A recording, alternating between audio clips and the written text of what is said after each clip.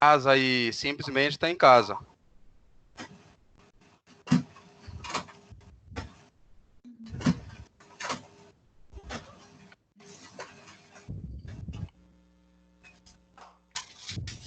Não tem previsão de voltar às aulas? Pô, assim, a previsão de regresso, na verdade, não depende da instituição agora, né? A gente depende dos órgãos, né? Do Ministério da Saúde, dos órgãos, né? Que a gente tem para poder, então, tá sabendo o que vai fazer. Mas acredito eu que esse mês, tô falando eu, acredito talvez que esse mês não passe. A gente espera, né? Que pelo menos que a gente consiga voltar, né, o mais rápido possível, porque a gente sabe que é difícil para vocês, assim como para a gente também como professor, né, então é uma situação complicada.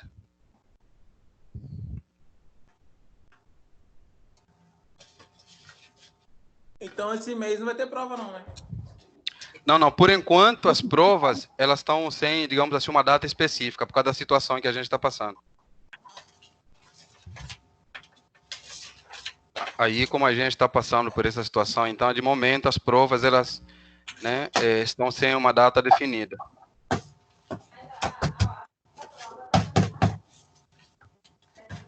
Ué, mas aí então vai ter que ver o roteiro de estudo, né? Oi?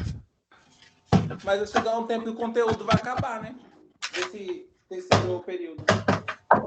Não, questão de conteúdo, por exemplo. Para mim, por exemplo, é metrologia. Se tivesse prova, todo o conteúdo já foi dado antes da quarentena, por exemplo. Então, por exemplo, para mim, quando vocês voltarmos em nossa prova, quando a gente vê prova de metrologia, o conteúdo será o conteúdo que já foi ministrado. A primeira prova, né? Isso, aí os demais são esse conteúdo que a gente está ministrando. Tá? Mas a gente vai estar aguardando, acredito que vamos ter boas notícias, né, ao longo dos dias aí. Pessoal, podemos começar a aula? Tá todo mundo aí, tudo bem? Então aí, Gervásio, Aline, Emanuel. Só nós três? Por enquanto só, mas a gente começa a aula. Por mim, O tudo Guilherme bem. tava ontem, cadê ele? Então, é isso que eu tô vendo. Tô aguardando aqui algum pessoal.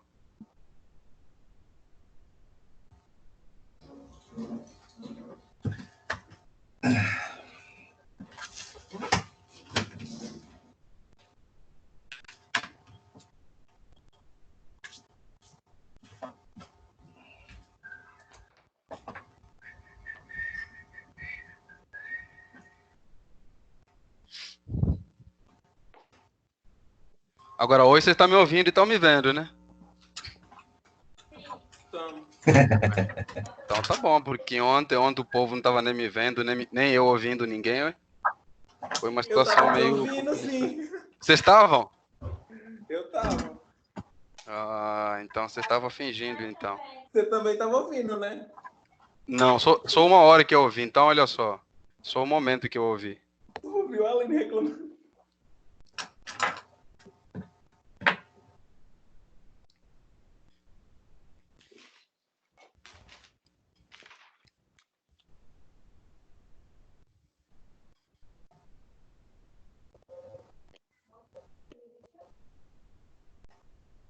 Minha fila? O Guilherme falou que não tá conseguindo acessar a live. Também. Ah, ele conseguiu ontem.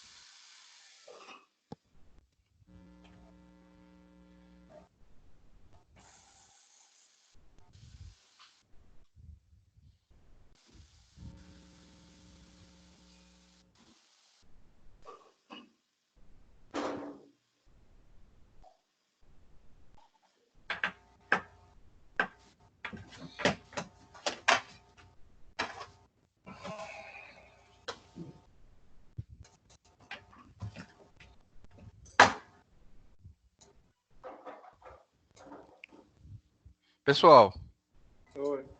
vocês receberam a matéria aí no grupo? Sim. Mandei lá no grupo do WhatsApp de vocês.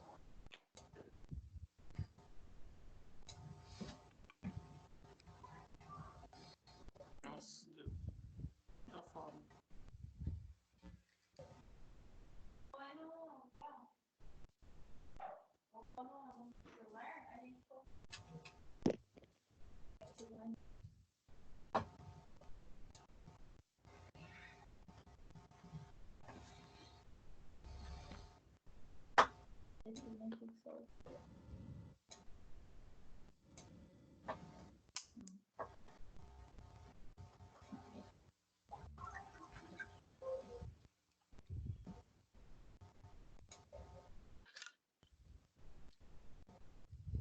É porque o do Henrique é diferente, né? Croc. É pronto.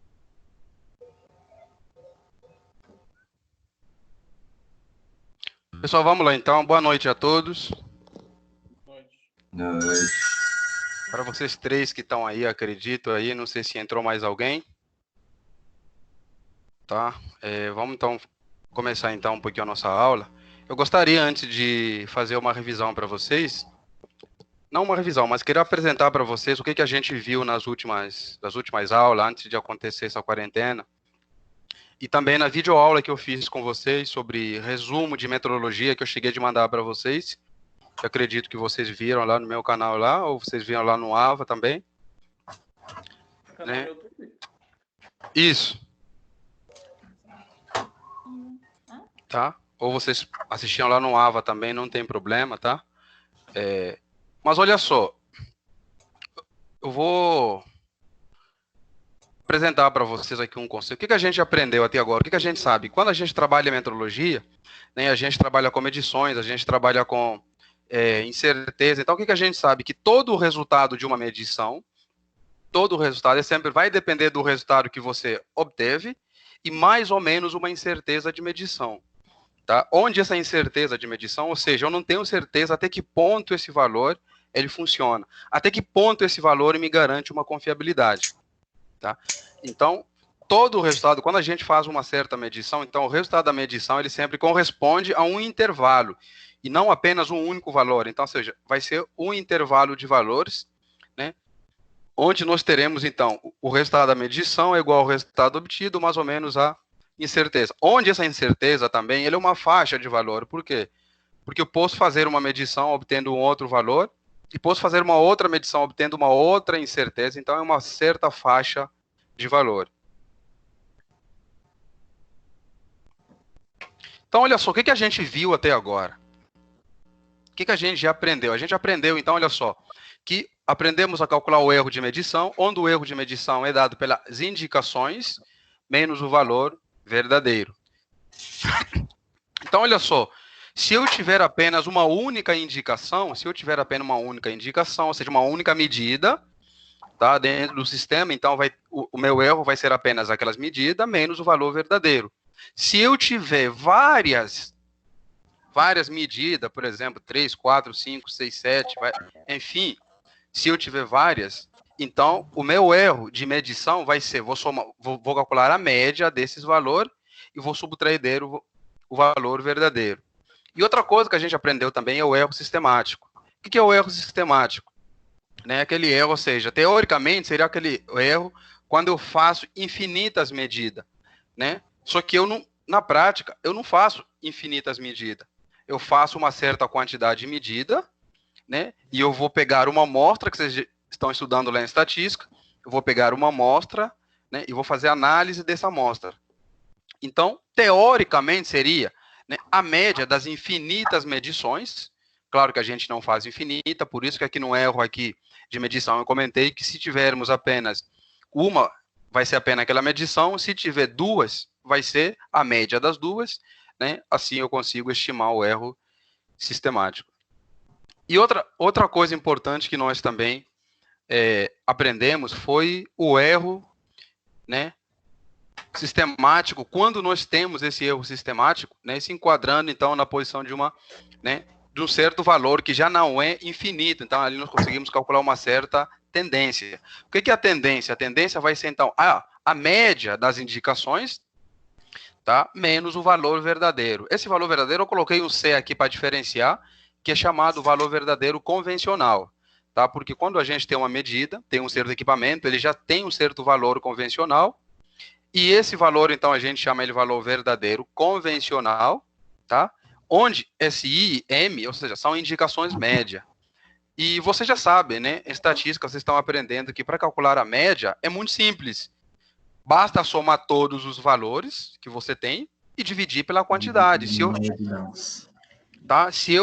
eu tiver, por exemplo, 10 medidas, como é que eu calculo a média? Eu vou somar os 10 valores que eu fiz nas medidas, todos os 10, e vou dividir pela quantidade de medições que eu fiz, que é 10. Assim como na atividade que vocês receberam para me entregar, não sei se for, fiz uma tabela, não lembro se tem 12 valores ou 10, não lembro agora, né, mas vocês receberam aí uma atividade, onde essa atividade que vocês receberam foi dada uma certa tabela, onde nessa tabela vocês tinham uma certa indicação, né, de cada medição, de cada medida que foi feita, e vocês vão determinar, para quem ainda não mandou, ou para quem já mandou, vocês determinaram alguns parâmetros que são importantes, né, para fazer essa análise, tá?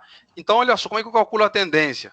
Dado a média das indicações que eu tenho, eu calculo a média, menos o valor, então, verdadeiro convencional. Então, é muito simples a gente calcular a tendência, tá?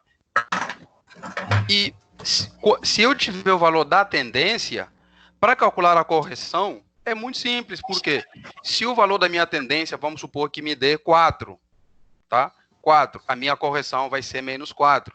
É sempre, ou seja, a correção, ela é o oposto da tendência. Se a minha tendência, por exemplo, me dê, por exemplo, menos 5, ou menos 0,5, a minha correção vai ser mais 0,5. Então, é muito importante perceber essa diferença, tá? Para que vocês, então, possam, né, tá entendendo o que vocês estão fazendo. Alguma dúvida sobre isso que vocês já têm, que eu acabei de falar? Não, né? Não. Tá. Não. Tudo bem. Então, olha só. Então, feito isso, aí a gente aprende a calcular um outro parâmetro, que é a incerteza padrão. O que é incerteza padrão? Olha só. Eu vou somar. Primeiro, eu já calculei a média, eu já sei como é que eu calculo a média, vou somar todos e vou dividir pela quantidade. Então, tendo a média, faço, por exemplo, para calcular, né, essa incerteza.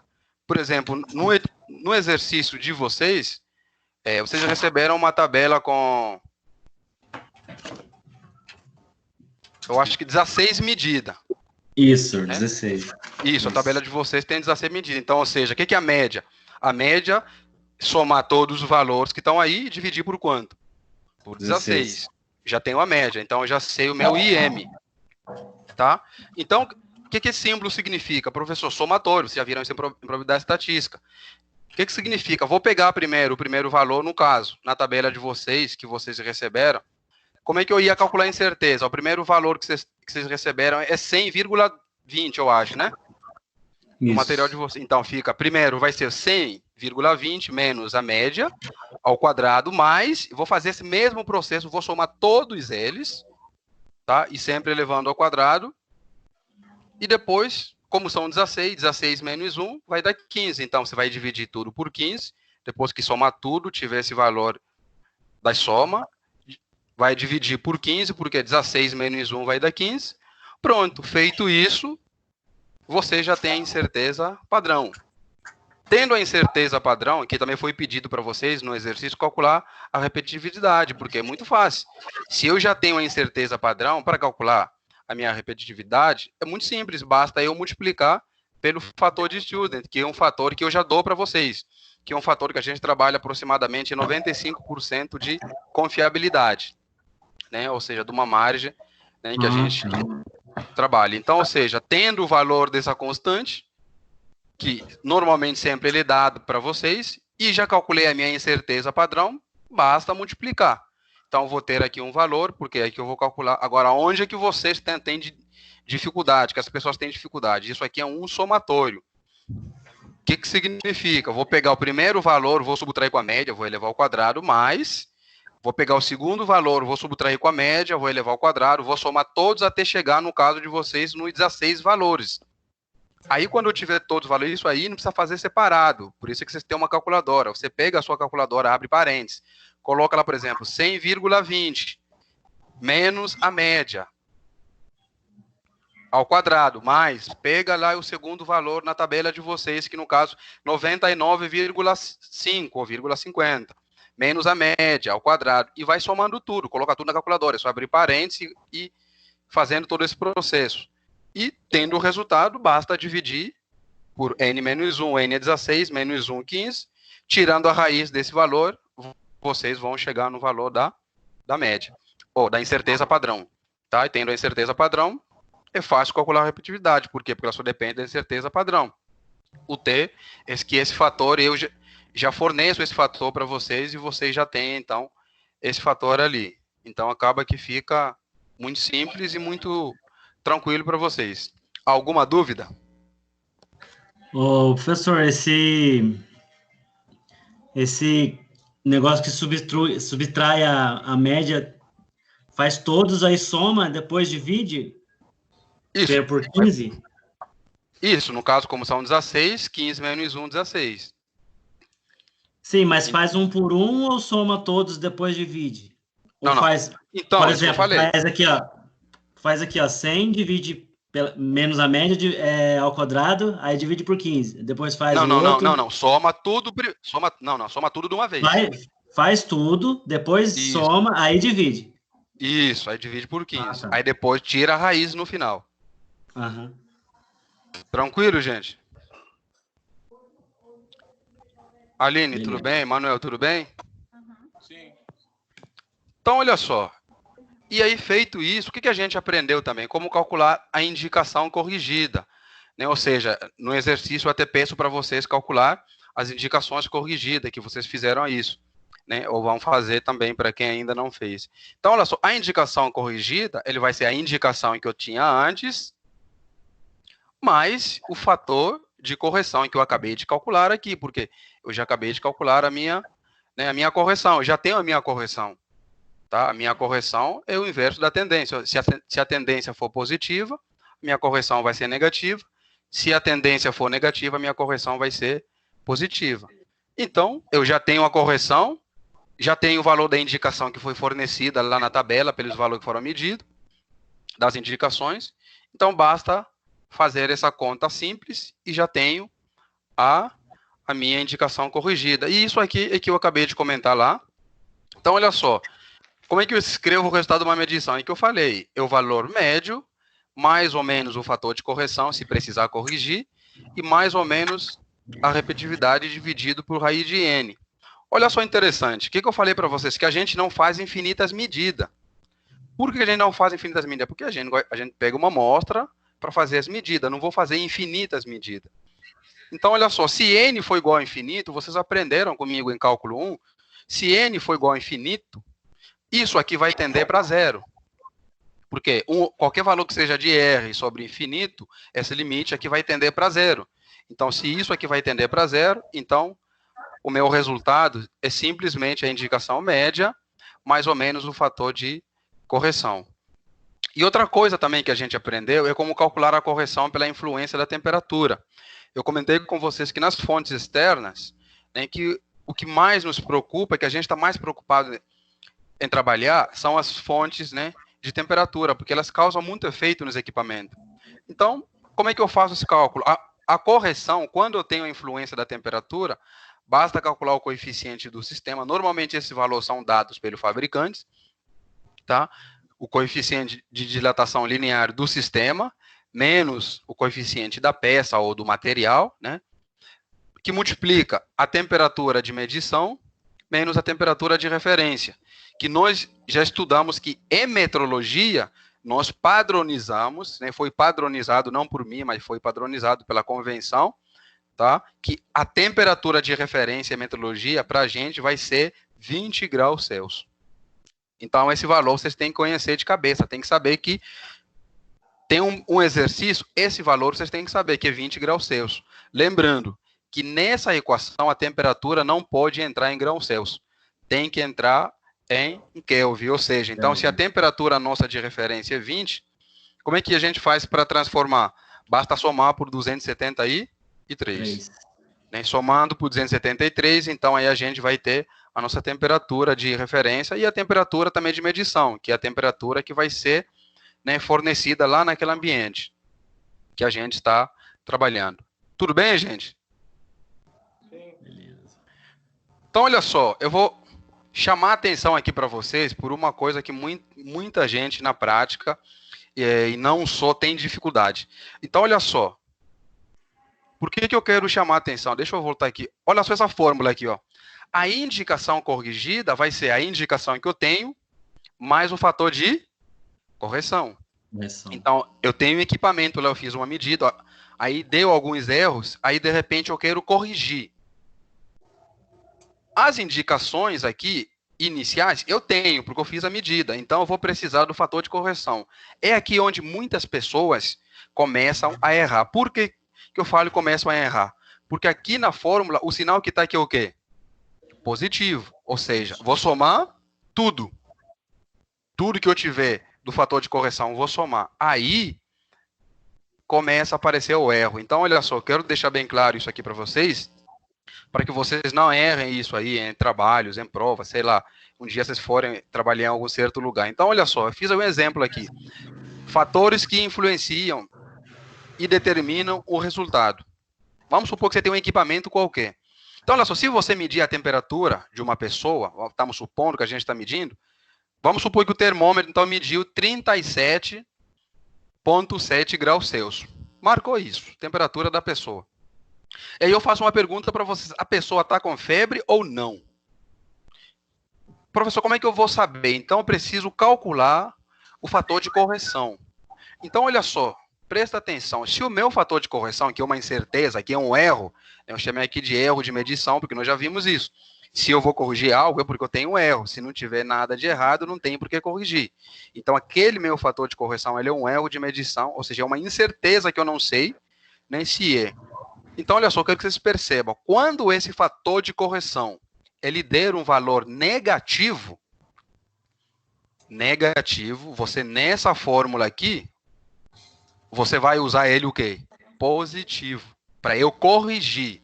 Então, se ele me deu negativo, significa que a temperatura, ela está numa situação estável, ou seja, não está sofrendo, né, uma dilatação, está sofrendo uma compreensão. Então, ou seja, ela está no estado aceitável. Então, aqui eu vou usar o sinal positivo. Então, olha só, e se esse erro de medição, meu fator de correção, né, esse meu fator de correção me dê positivo, significa que o sistema está sofrendo uma dilatação, ou seja, está aumentando, alguma coisa está aumentando. E eu não quero que aumente, porque se eu quero corrigir algo, eu não quero que aumente. Então, olha só, então o que significa? Como aqui o meu fator, o meu erro aqui me deu negativo, ou seja, menos 0,4 graus Celsius, então significa que a temperatura mais provável é 37,7. Por quê? Porque não está, se é negativo, significa não está sofrendo uma dilatação, uma compreensão. Então, se está diminuindo, então se a temperatura provável é 37,7. E aí, de novo, falei para vocês, na hora de fazer a conta lá para corrigir, a gente usa o sinal positivo. E o que isso significa na pessoa, professor? E a incerteza de medição, como é que eu sei?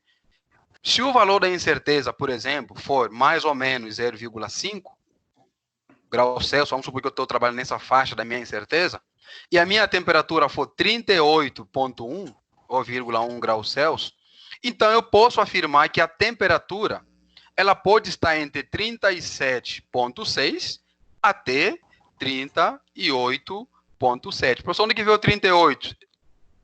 Né? Se a gente somar isso aqui, com 0,4, vai dar aproximadamente 38,1.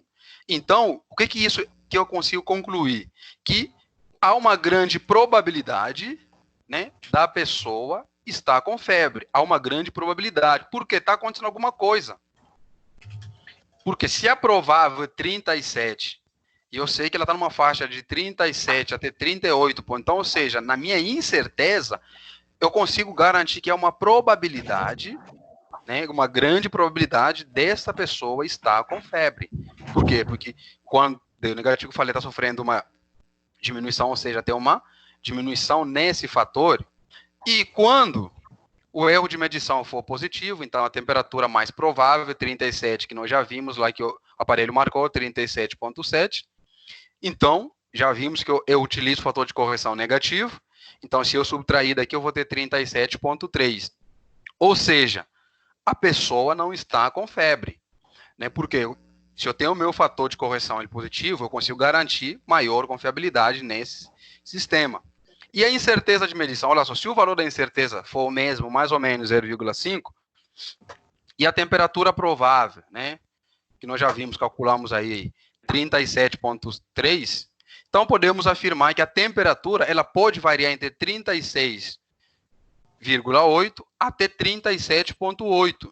Então a pessoa não está com febre. Por que eu sei disso? Porque a temperatura que foi medida está na faixa de 37,7. Então, o meu limite máximo é 37. Então, eu consigo garantir, né, que a pessoa não está com febre. Enquanto aqui no outro caso, a temperatura deu na faixa de 37,6 até 38. E 38 já está acima do valor marcado pelo termômetro. Então, há uma grande probabilidade da pessoa ela ter, né, uma febre. No caso aqui, eu usei esse exemplo como para analisar o comportamento de alguém, se está com febre ou não. Alguma dúvida, gente? Mas 37, no caso, não arredonda, não, né? Não.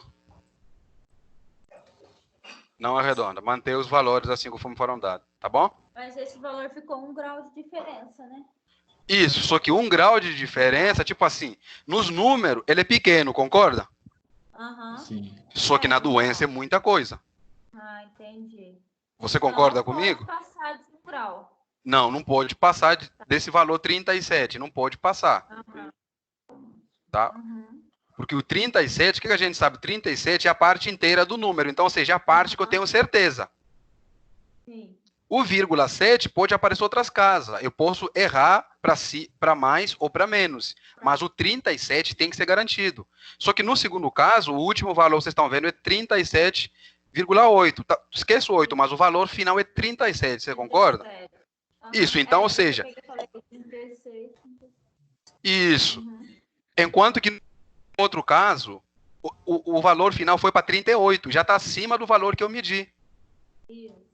Então, nesse caso, eu consigo garantir que essa pessoa tem uma grande probabilidade de ela estar doente, tá? Quando a gente olha para os números, dá uma impressão que é muito pequenininho, assim. Ah, professor, mas talvez é uma casa só que mudou. Só que na prática, é uma situação muito drástica. Por exemplo, olha só como é que a situação que a gente está passando do Covid, né, Covid-19. A infecção começou por uma pessoa, concorda comigo? A gente, às vezes, poderia falar assim, mas é só uma pessoa. Olhe agora hoje o gráfico dele como é que está. Vocês estão entendendo? Então, assim, para número, a gente pode olhar, mas é só um dígito, professor, não faz diferença. Na prática, faz muita diferença, tá? Causa um impacto muito grande na vida prática. Então, quando a gente faz uma medição errada ou coloca valor errado, isso pode gerar uma consequência muito grave. Alguma dúvida, gente?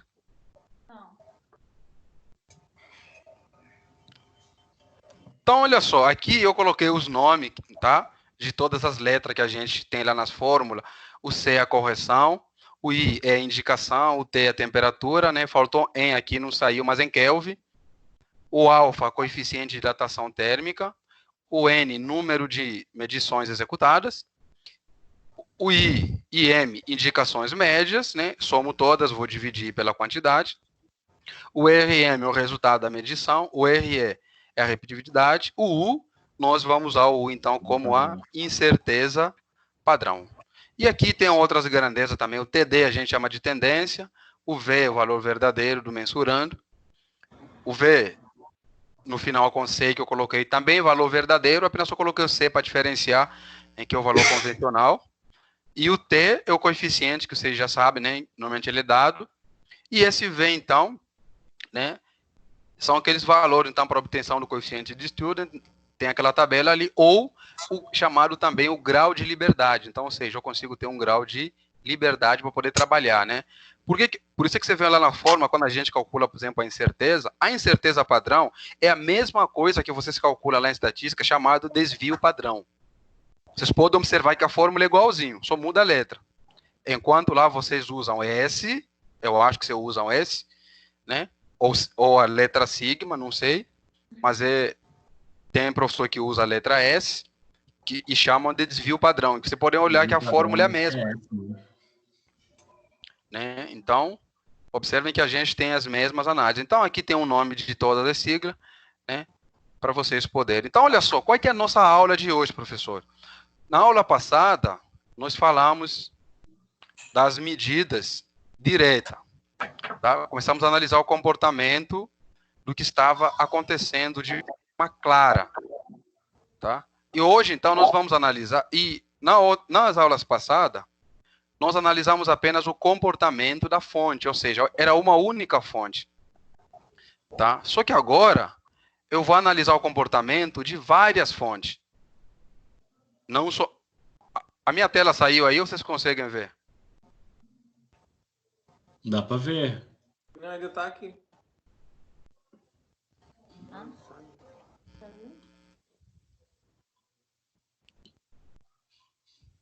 Então, olha só, tudo que nós vimos nas outras aulas era apenas trabalhar, né, com a incerteza de uma forma, de uma única fonte. Agora, hoje, nós vamos trabalhar, né, com mais fontes. E vamos ver dois tipos de incerteza. Uma chamada incerteza do tipo A, né, e a outra chamada incerteza do tipo B. Então, nós vamos ver como funciona essa incerteza, o que é isso, tá? E como é que a gente pode trabalhar elas, né? Como é que nós podemos fazer para entender. Então, nós vamos trabalhar isso hoje para poder estar entendendo o comportamento dessas duas incertezas.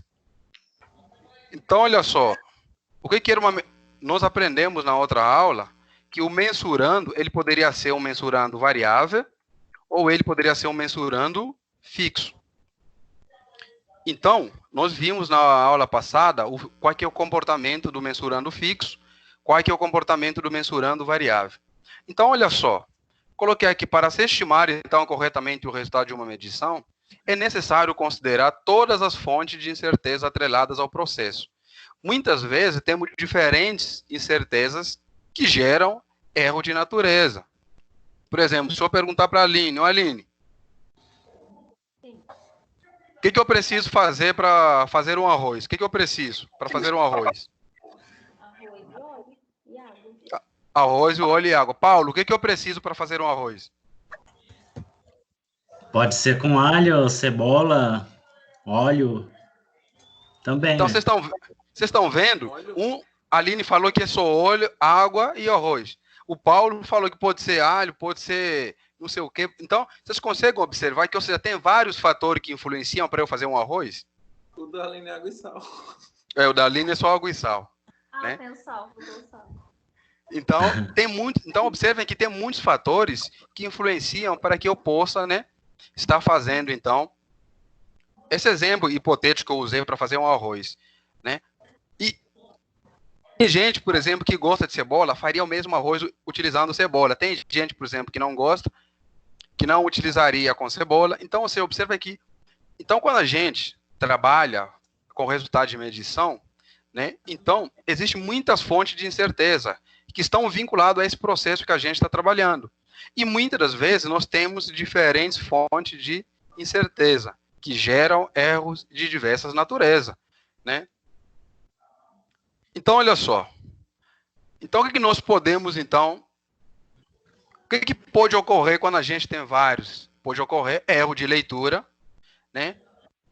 Vários erros de leitura, que não estão atrelados ao erro de operador, ou seja, podem estar atrelados à pessoa que está trabalhando, ao posicionar, por exemplo, o equipamento que está sendo ou o instrumento, né? E também pode haver imperfeições geométricas no sistema de medição, ou mesmo no uso de dispositivos não calibrados, ou ainda uma medida executada sobre elevada temperatura. Então, pode ocorrer né, uma dilatação na peça ou ainda no próprio instrumento. Então, nós temos vários fatores que podem ocasionar, né, esses erros. Então, olha só, o que nós vamos trabalhar hoje? Nesta sessão, então, nós vamos estudar, então, né, fazer medições direitas executadas sobre influência de mais de uma fonte de incerteza. Ou seja, não vou ter apenas uma única fonte de incerteza, mas eu vou ter várias fontes, né, que podem, então, me ocasionar, entendeu? Senhor, não estou vendo seu slide. Não? Não. Certeza? Tem certeza, senhor? Só quem mais que não está vendo meu slide? Só para saber. Aqui tá normal.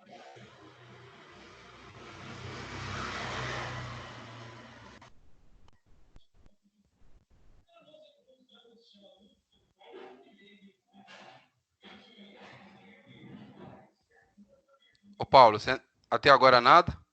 Nada. Ô, professor, fala em qual tá que eu acompanho aqui no que você mandou no zap aqui. Tá lá na... eu acho que o terceiro tópico, quando tá lá nesta sessão, você consegue ver? Nessa sessão, sei. Pronto. Isso, concentrar no nosso estudo em medição direita executada sobre influência de mais de uma fonte de incerteza, tranquilo? Aham. Tá, então é onde a gente tá. Beleza. Beleza. Então, olha só. O nosso objetivo, então, vamos entrar no conceito da incerteza do tipo A ou incerteza do tipo B, a fim de aprofundar nossos conhecimentos sobre a incerteza e metodologia, e vamos fazer uma correlação, né, e fundamento de probabilidade estatística que vocês estão aprendendo para a gente poder entender, então, esses conceitos ali que a gente está trabalhando. Tá? Então, olha só, na prática, na vida prática, a gente sabe que existem diferentes fontes que podem causar erro. Por exemplo, nós estamos fazendo uma live aqui ao vivo, não estamos? Uhum.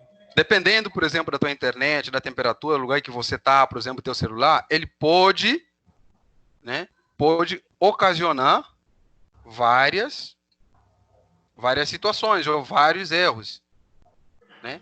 Então, eu coloquei alguns, por exemplo, como a própria pessoa que está trabalhando, se não saber manejar o equipamento, ele pode gerar um erro. Que tipo de técnica você está utilizando para fazer essa medição? Qual é que é a temperatura que você está fazendo essa medição? Qual é o instrumento ou qual é que é o sistema que você está usando? Né? E qual é que é o objeto que você vai medir? Ou seja, quem é mensurando, qual é que é a grandeza que você vai medir? Né? Entre outros aspectos que existem. Né? Então, eles podem gerar vários. Né? E esses erros que eles podem ocasionar, eles podem acontecer de várias formas. Tá? Então, olha só. Então, o que nós vamos fazer? Vamos aprofundar nosso conhecimento sobre medição. Tá? Qual é que vai ser o nosso enfoque? O foco dessa aula de hoje vai ser na combinação de incerteza de medição. Vamos combinar, porque até agora, nos exercícios que vocês fizeram, vocês calculam apenas uma única incerteza de medição. Só que nós vamos ver que se eu tiver várias fontes causando esse erro de medição, várias fontes, então, cada uma dessas fontes vai me gerar uma incerteza. Por exemplo, a fonte que eu estou usando, por exemplo, o operador não sabe, por exemplo, ele não foi, por exemplo, treinado para aquele equipamento. O operador vai me causar um outro erro. O equipamento não está calibrado.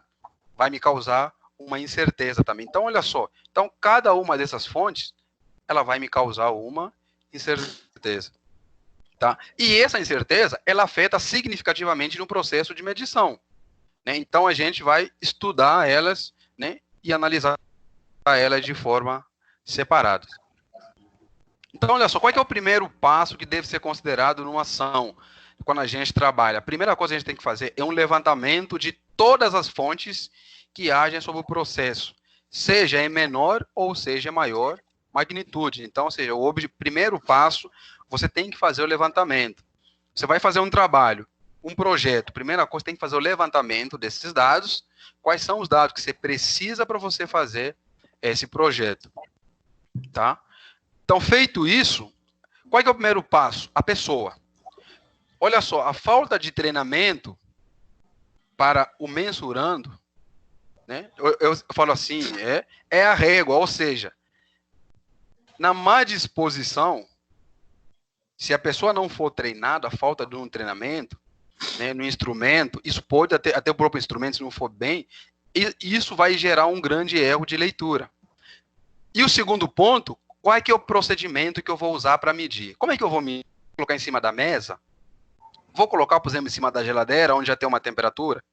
Vou colocar, por exemplo, no quarto? Então, tudo isso é importante a gente analisar. Tá? Então, é muito importante a gente estar analisando isso aí. Então, olha só. Conforme nós vimos, então, o instrumento de medição, outro ponto, o instrumento que eu vou usar para medir. Se o instrumento não estiver calibrado, as graduações não estiver de acordo, isso vai levar, né, a outros fatores que podem ocasionar erro. Outra coisa, o próprio instrumento que eu vou medir, ou seja, mensurando. A má definição do instrumento que eu vou medir, ou da grandeza que eu estarei medindo, também é um dos fatores que pode me ocasionar um grande erro. Tá? Então, olha só, condições e outra coisa, as condições de medida, por exemplo. Igual, por exemplo, eu estou fazendo uma live aqui com vocês, por exemplo, uma aula ao vivo, mas aonde que eu estou fazendo essa aula? Eu poderia fazer essa aula, por exemplo, lá na praça. Então, ou seja, as condições, o ambiente, como é que está, o local que vocês estão, está barulhento, tá, então, ou seja, as condições de medição, como temperatura, a umidade, o resultado meteorológico, né, dilatação ou contração no instrumento, objeto a ser medido, a influência, então, entre vários fatores, isso é muito importante de ser levado em conta, tá? Então, olha só, nós já vimos lá atrás, nos slides anteriores, como é que eu calculo a correção. Só que quando eu tenho várias fontes, tá? Estou colocando aqui infinitas aqui. Como é que eu calculo, então, a chamada correção combinada, né, de todas as fontes? É somar cada uma das correções de forma separada, tá? Cada uma das correções, então, eu somo.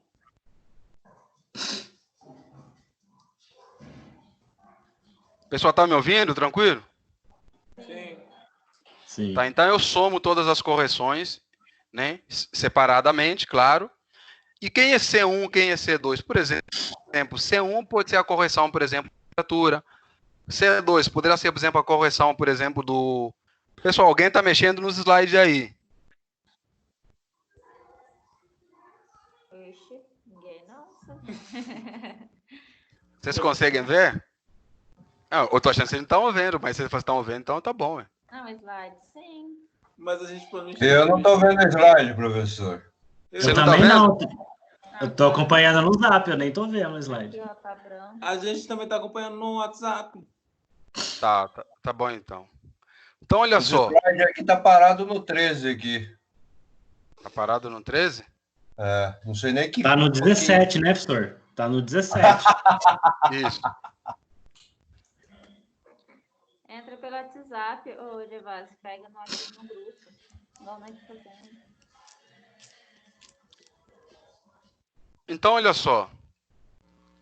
O que a gente precisa fazer? Então, olha só, pensando em uma modelagem matemática, né, a correção, né, de cada incerteza, elas contribuem para fazer, então, essa correção combinada, ou seja, é a soma individual, como já vimos lá na fórmula, a soma individual de cada resultado, né, e, por sua vez, isso reflete nos efeitos do sistema, ou seja, efeito sistemático.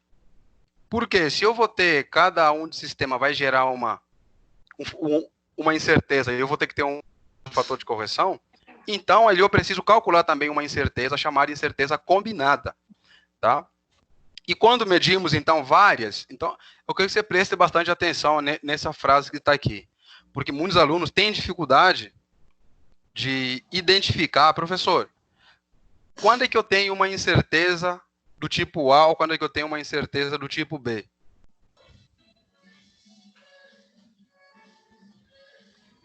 Quando é que eu vou saber se a incerteza é do tipo A ou do tipo B? Então, através dessa definição que está aqui, ou dessa frase que está aqui. Então, olha só. Quando eu faço várias medições repetidas do mensurando, então eu estou estimando uma incerteza padrão, ou seja, por meio de análise estatística. Ou seja, a incerteza do tipo A é aquela incerteza que eu calculo por meios estatísticos. Professor, o que é o meio estatístico? Porque estamos acostumados lá com o professor Henrique, calcular média, modana, mediana, desvio padrão, aquelas coisas todas. Exatamente. Então, quando eu uso essas análises estatísticas, tá, para calcular essa incerteza padrão, eu estou perante uma incerteza padrão do tipo A. A incerteza padrão do tipo A é calculada através de meios estatísticos. Tá bom, gente? Uhum. E quando eu calculo uma incerteza não usando método estatístico, a incerteza será do tipo o quê? B. B. Então, de novo, aí vai aparecer lá uma pergunta de prova. Dadas as incertezas, a incerteza que é calculada utilizando o método estatístico E. A, B, B, C, C, D, ainda tem aluno que vai marcar B. Isso aí eu já estou acostumado. Então, olha só, a incerteza... Então, olha só, essa fórmula não é novidade para vocês. Que nós já vimos lá. Inclusive, vocês usaram ela no exercício. Professor, como é que eu calculo, então, essa incerteza padrão? De novo, a mesma fórmula. Eu vou calcular primeiro a média das indicações. Tendo a média, vou pegar cada valor, vou subtrair com a média, vou elevar ao quadrado, mais cada valor subtraído com a média elevado ao quadrado, dividido por n menos 1. Se eu fizer 5 medições ou 5 indicações, vou subtrair com 1, vou dividir por 4. Se eu fizer 3 indicações, vou subtrair por 1, vai ficar 2. Se eu fizer 10 indicações, n é 10 menos 1, 9, e assim sucessivamente. O U nós já sabemos que é incerteza padrão das indicações. O IM é a indicação média, né, das várias, então, indicações que a gente tem. Então, isso aí também a gente já viu. Então, olha só, importantíssimo. Vocês estão vendo a frase escrita importantíssimo? Uhum. Então, olha só, o que está escrito aqui? Deve-se atentar para o fato de que, ao estudar um mensurando invariável, utiliza-se a incerteza padrão da média. Faltou um acento aqui, mas é da média. Vocês põem um acento aí. Entenderam o que eu falei? Se a grandeza que eu estou medindo, a grandeza física, ela for uma grandeza invariável, ou seja, que não varia, então a incerteza que eu tenho que utilizar é a incerteza padrão da média. Ao contrário, quando mensurando for variável, necessariamente eu tenho que empregar a incerteza padrão das indicações. Então, olha só, essa frase ela é muito, muito importante. Então, se eu estou trabalhando, se o exercício ou o problema me fala que o meu mensurando ele é fixo, ou seja, invariável, não varia, então eu só preciso utilizar a incerteza padrão da média e mais nada. Agora, se ele for variável, que varia ao longo do certo parâmetro, ao longo do tempo, alguma coisa, obrigatoriamente a minha incerteza padrão ela tem que ser das indicações. E aí, mas o que nós vamos então trabalhar. Então, olha só, professor, então como é que eu calculo a incerteza do tipo A? Tá aqui, ó. Então, a incerteza média das indicações que eu falei é essa aqui, ó. O U já sabemos que é incerteza. O M significa média. Então, olha só, a incerteza da média vai ser a incerteza padrão, que eu calculei lá, antes, usando aquela fórmula ali, dividido por raiz de N, onde o N é o número de medições repetidas ou executadas. Existem casos em que eu faço apenas, né, eu já tenho os parâmetros todos estabelecidos, tá? Todos estabelecidos. Então, muitas das vezes, essa minha repetitividade, né, ou seja, a minha média, ela também é calculada em função da repetitividade. Então, a nossa repetitividade, né, muitas das vezes, para calcular a média, ela também é utilizada. Então, ou seja, a minha incerteza padrão também pode ser dada em função da minha repetitividade, dividido por raiz de N, tá? Por quê, professor? Existem casos que vai acontecer onde essa incerteza padrão é igual à minha repetitividade. Por exemplo, eu fiz com vocês um exercício em sala de aula, vocês vão lembrar que isso aconteceu, que foi dado todos os parâmetros, ele deu a incerteza, deu todos os parâmetros, então a gente, para calcular a incerteza padrão, usamos a nossa repetitividade, dividido por raiz de N. No exercício que a gente fez em sala, o N era 16, se não me engano, raiz de 16 foi 4, então fizemos conta normal. Agora, professor, tá, mas tem essa fórmula aqui da incerteza padrão do tipo A e tem a outra fórmula lá que você acabou de mostrar, como a gente calcula a incerteza, né, que é essa fórmula que está aqui. Quando é que eu vou saber que eu vou usar essa? Essa aqui você vai usar sempre para calcular a incerteza. Tá? A gente vai usar essa fórmula. Agora, essa aqui, da incerteza do tipo A, olha a frase que está aqui. Esta equação, o que ela nos fornece? Ela nos fornece que uma probabilidade da gente encontrar a média aproximadamente num valor de 68%. Ou seja, quando eu utilizo a incerteza do tipo A, o que eu sei é que a média vai estar numa faixa aproximadamente de 60%.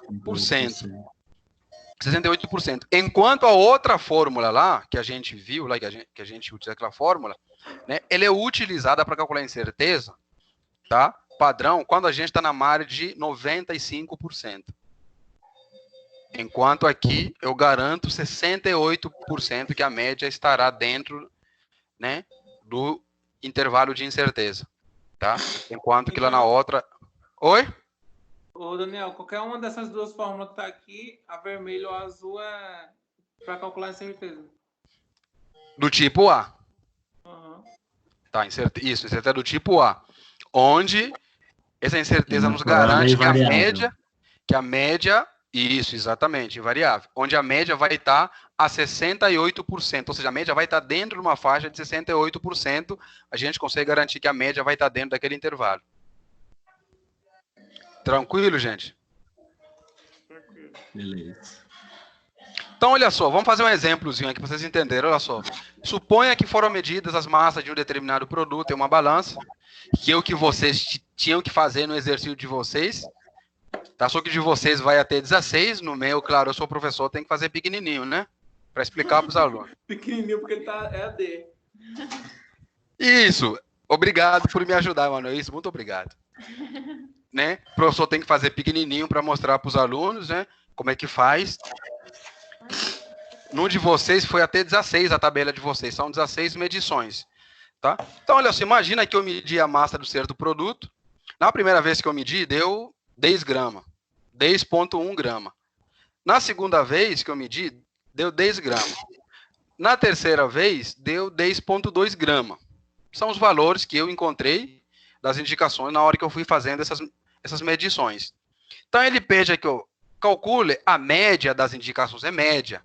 Que o primeiro passo que vocês teriam que fazer, ou têm que fazer no exercício de vocês, primeira coisa, tem que calcular a média. Independente, vocês vão ver que muitos exercícios, a média, ela não é pedida.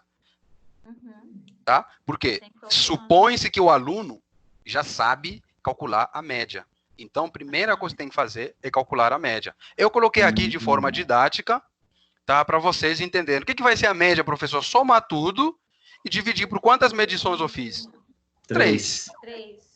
Então, dividir por 3. No vosso caso, vocês têm somar tudo, dividir por quanto? Por 16. 16. Vocês vão encontrar a média. E depois ele fala que calcula a incerteza padrão das indicações. E depois ele pede a incerteza padrão do tipo... Tipo A.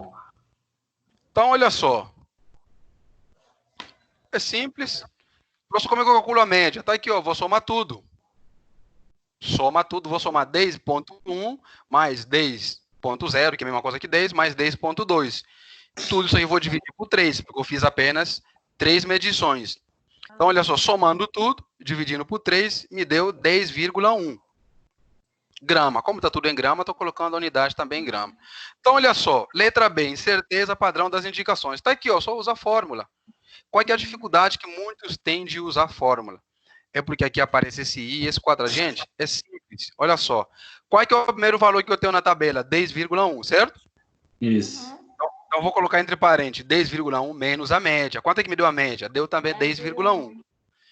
Tudo isso aqui vai levar o quê? Ao quadrado. Aham. Mas, vou pegar o segundo valor que foi dado. É quanto? 10. 10,0 menos a média. Todos eles sempre menos a média. Vou elevar de novo ao quadrado. Mas, vou pegar o terceiro valor. 10,2 menos 10,1. Tudo isso aqui elevado a quanto? Ao quadrado. No vosso caso, isso aqui vai chegar até quanto? Até 16. Ah, tá.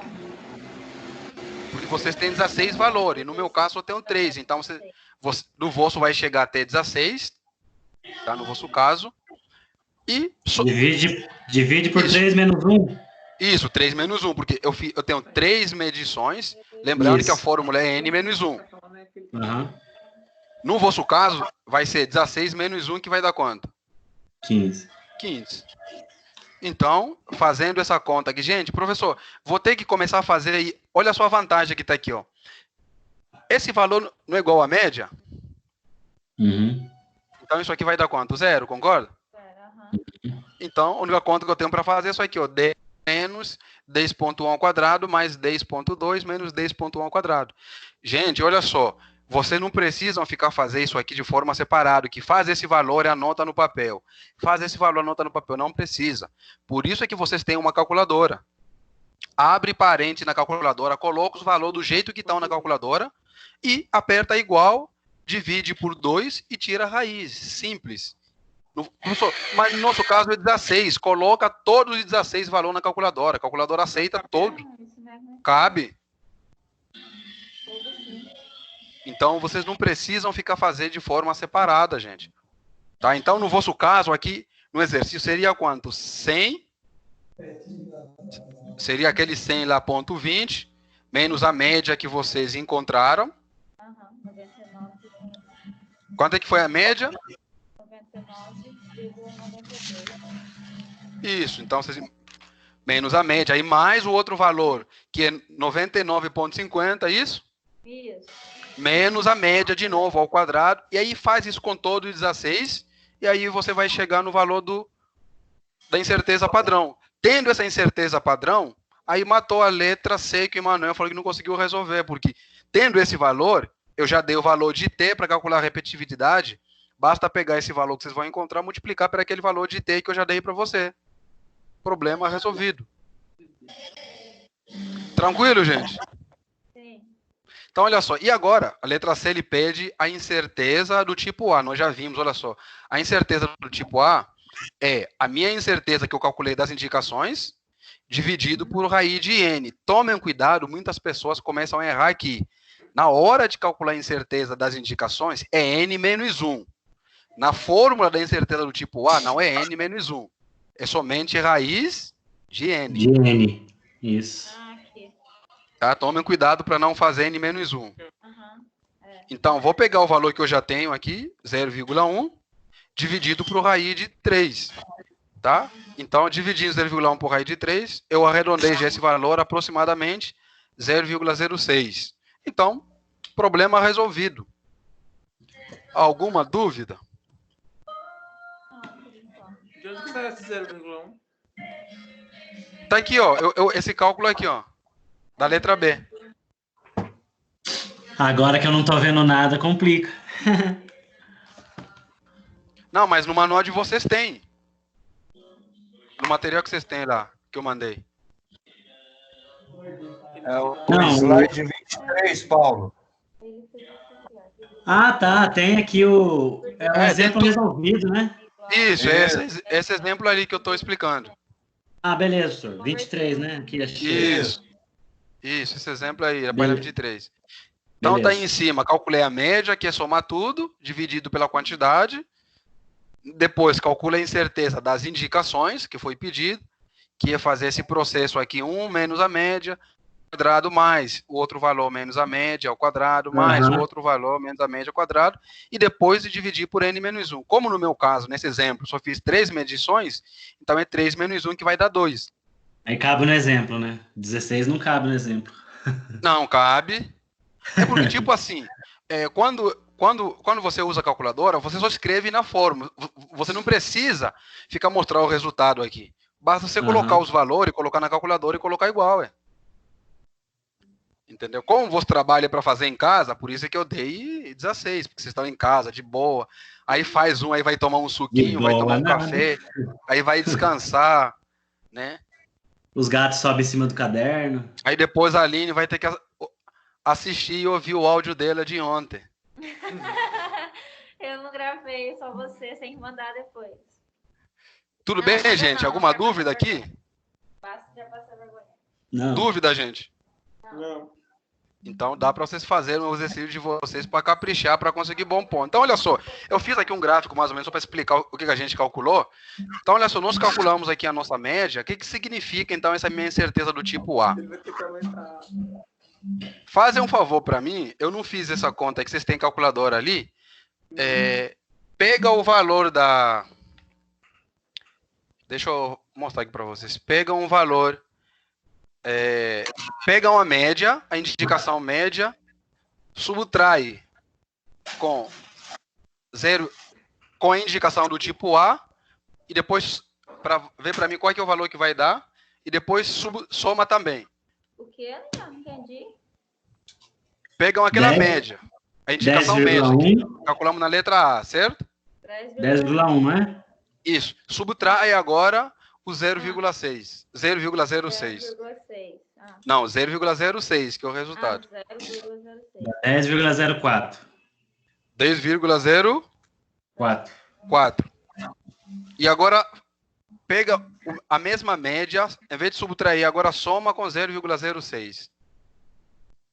Soma? Isso, agora pode somar. 0,06? Dá 10,1. Dá a média. Deu aproximadamente 0,1, certo? Isso. Tem certeza? 10,1. É.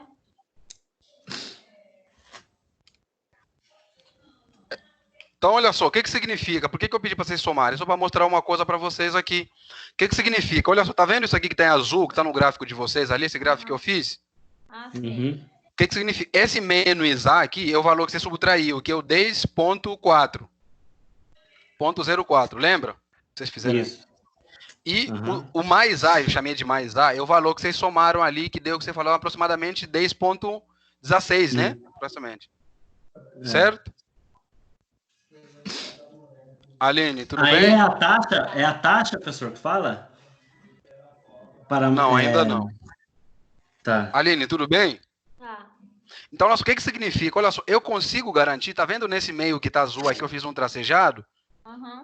Significa que nesse tracejado no meio, eu tenho a minha média, ou seja, eu consigo garantir que 68%, com uma probabilidade de 68%, a minha média, ela vai estar aqui dentro, aqui, ó, tá vendo? Azul. Isso, dentro desse azul, ou seja, entre 10,04 até 10,16. Tá. Então, nesse intervalo, eu tenho a minha média.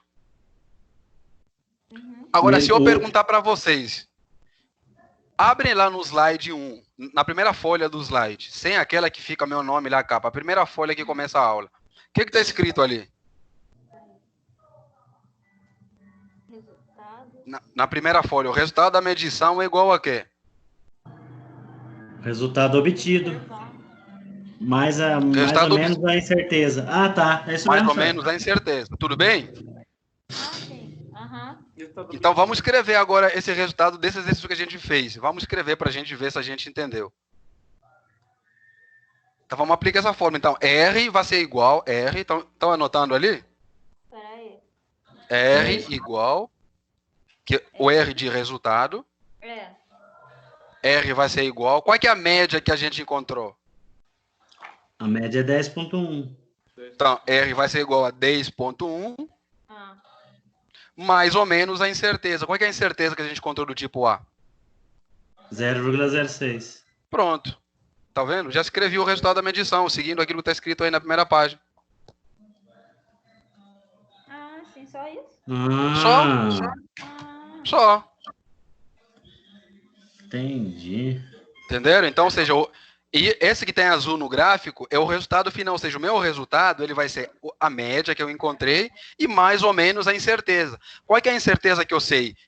Eu posso errar para cima ou para baixo. Não é assim? Uhum. Eu posso errar abaixo, mas agora a certeza que eu tenho é que a minha média, como a probabilidade de 68%, ela sempre vai estar dentro desse intervalo. Dúvida, gente? Professor, e esse A, no caso, é a incerteza padrão tipo A. Isso, Uau, mas esse A são os extremos. Se você pegar a média, subtrair o 0,06, eu chamei de A. Uhum. Se você somar 0,06 na média, eu chamei Aí de é mais o mais A. A. Isso. É um intervalo. Então, por isso que eu coloquei no resultado mais ou menos 0,6. Uhum. Dúvida, gente? Por enquanto. Aline, Emanuel. Não. O japonês dormiu já? Ô, Gervásio. Tô quase. Ah, tá. Então, olha só. Então, acabou a incerteza do tipo A. Alguma dúvida? Não, tipo A é invariável. Aline, fala mais alto. Fala muito baixinho. Tô tentando ouvir, o meu microfone tá lá no fundo. É que ela tá fazendo janta e assistindo a aula. Ah, entendi. Então, olha É só. o arroz alho e óleo dela. Outra forma de se obter a incerteza padrão, né, de cada fonte, né, é o procedimento não estatístico. Lembra que eu falei lá naquela hora? Aquele que eu falei que era importantíssimo? Quando a gente usa métodos estatísticos, a incerteza que a gente calcula ela é do tipo A. Quando não uso nenhum método estatístico, ou seja, não quero saber da média, eu quero saber dos processos matemáticos, ali eu tenho uma incerteza do tipo B. Então, olha só, a incerteza do tipo B, né, de medições, ela pode ser desenvolvida por meios decisivos padrões, tá, estimados a partir de funções densidade e probabilidade, com base em experiências, ou seja, em vez, por exemplo, de eu ter que fazer um monte de medições e calcular média, calcular tudo aquilo, eu posso fazer uma experiência. Eu já vou obter já o valor da experiência, então com o valor dessa experiência, eu consigo, né, calcular a minha incerteza padrão do tipo B, tá? Ou também posso ter outras informações. Então é muito importante vocês perceberem a diferença. A do tipo A, a gente tem as tabelas, a gente calcula tudo.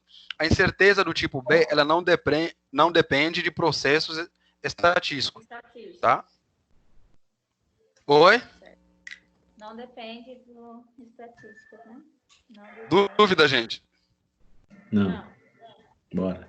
Isso, a do tipo B não depende.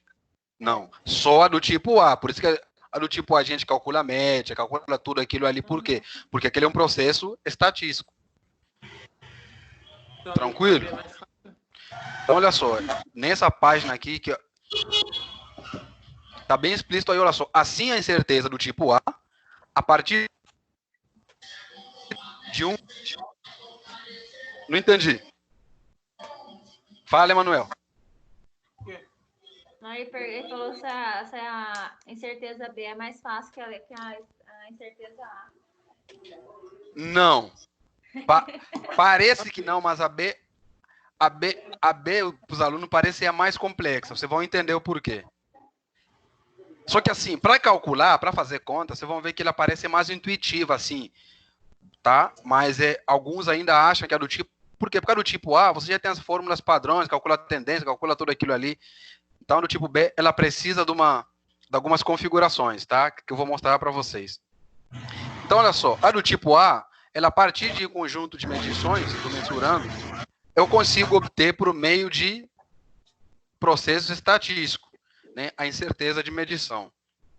Diferentemente da incerteza do tipo B, utilizamos outras informações por meio de procedimentos não estatísticos. Eu volto a frisar de novo aqui.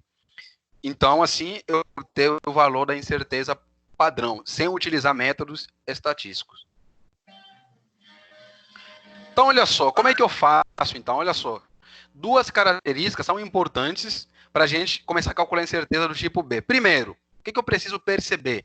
A distribuição de probabilidade, ela deve ser passível de ajuste, de acordo com os dados previstos, né, relevantes a determinada qualidade do resultado de medição. Então, o primeiro passo que eu tenho que garantir que essa distribuição de probabilidade, ela tem que ser uma distribuição em que eu consigo ajustar.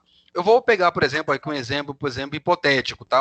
Para vocês entenderem o que é esse ajuste. Por exemplo, vamos supor um exemplo que não tem nada a ver, mas para vocês entenderem o que eu quero falar de ajuste. Por exemplo, se o teu celular, por exemplo, tiver com a hora fora do horário normal, o que você faz? Ajusta. Você consegue ajustar a hora, concorda?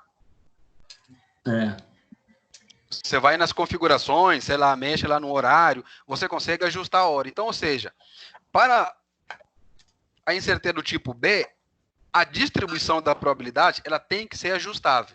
Se eu tenho algo que eu não consigo ajustar, então começa a se tornar difícil a incerteza do tipo B. Outra coisa, a distribuição de probabilidade deve possibilitar a descrição das informações. Ou seja, a minha hora está ruim. Então, quando eu entro lá para ajustar, seja no computador ou no telefone, eu vou ver lá hora, o horário, e vou confirmar num outro telefone ou num outro lugar para saber qual é a hora certa. Então, ou seja, são informações que devem possibilitar a descrição desses parâmetros, né? E são informações que devem ser consideráveis, né? Em uma quantidade né, que possa ser interpretada como decisiva. Então, por exemplo, meu computador está com a hora fora do padrão normal. Aí, de repente, eu ajusto a hora. Essa informação, eu consigo interpretar que horas são. Consigo ou não? Quando arruma normal, consegue, né? Então, isso aí. Então, quando eu arrumo, eu consigo interpretar essa hora, consigo saber que horas são, né? Então, a informação, ela tem que ser muito clara.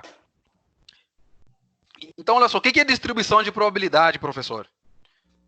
Distribuição de probabilidade trata-se de modelo matemático. Eu vou ter modelos matemáticos que eu vou associar, né, ao valor dessas variáveis que eu estou analisando. Só que, além de eu associar esse modelo matemático, também vou associar com a probabilidade que ele pode ocorrer. Por exemplo, como é que vocês com o professor Henrique, não sei se vocês já começaram, mas vocês calcularam lá com o professor Henrique, média simples ou média aritmétrica e média ponderada. Certo ou não? Certo. Já. O que é uma média simples, o que é uma média ponderada?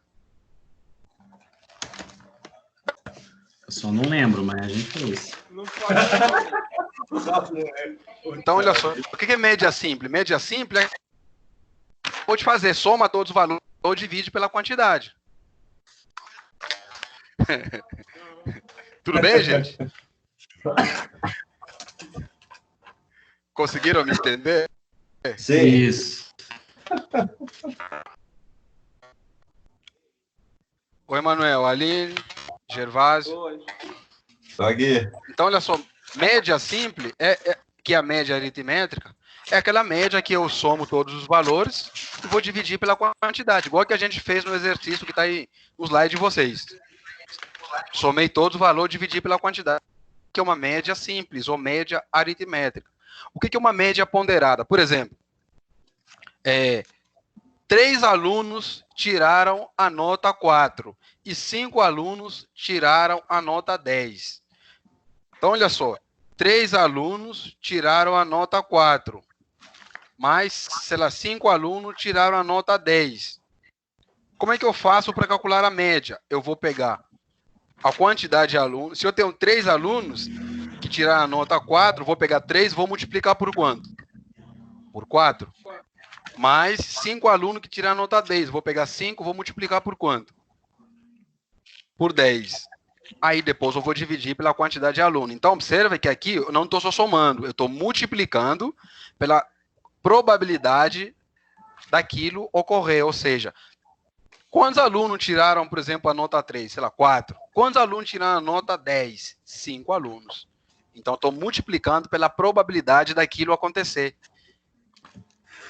Tranquilo, gente? Tudo bem? Então, tá ótimo. Então, olha só.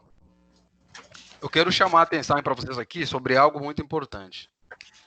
A incerteza do resultado de uma medição, ela é expressa como equivalente a um desvio padrão, ou seja, que nós chamamos de incerteza padrão.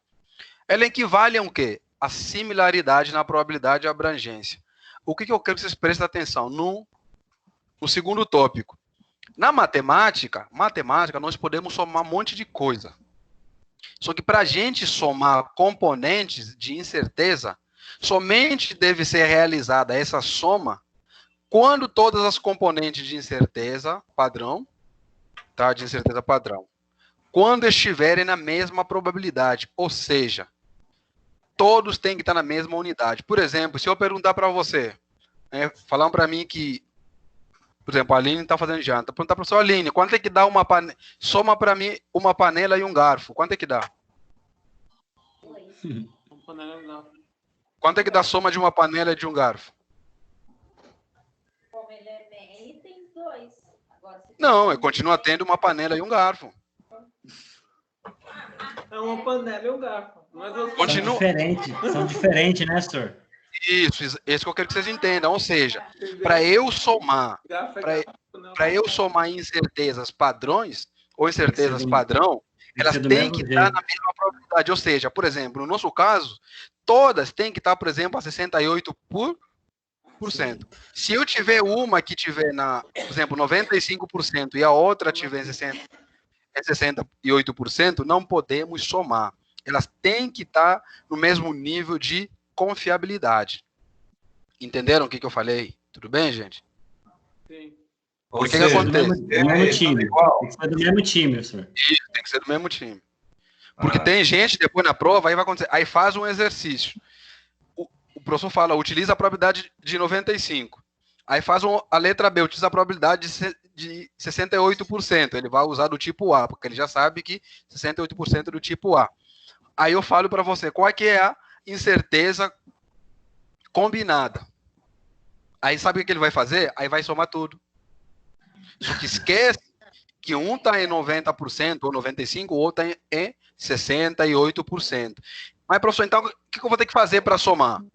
Calcular todas na mesma probabilidade de ocorrência. Ou seja, aqui, aquela incerteza padrão que eu tinha calculado, usando a probabilidade de 95%, eu vou usar agora aquela fórmula da incerteza do tipo A. Por quê? Quando eu usar aquela fórmula, eu vou garantir que aquela probabilidade, ou aquela incerteza padrão, ela está sendo calculada numa fórmula que garante que ela vai estar 68%.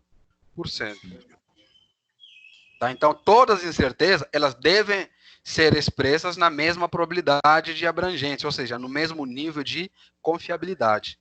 Eu não posso calcular uma incerteza. Agora, se não for, é aquilo que eu escrevo lá no terceiro ponto.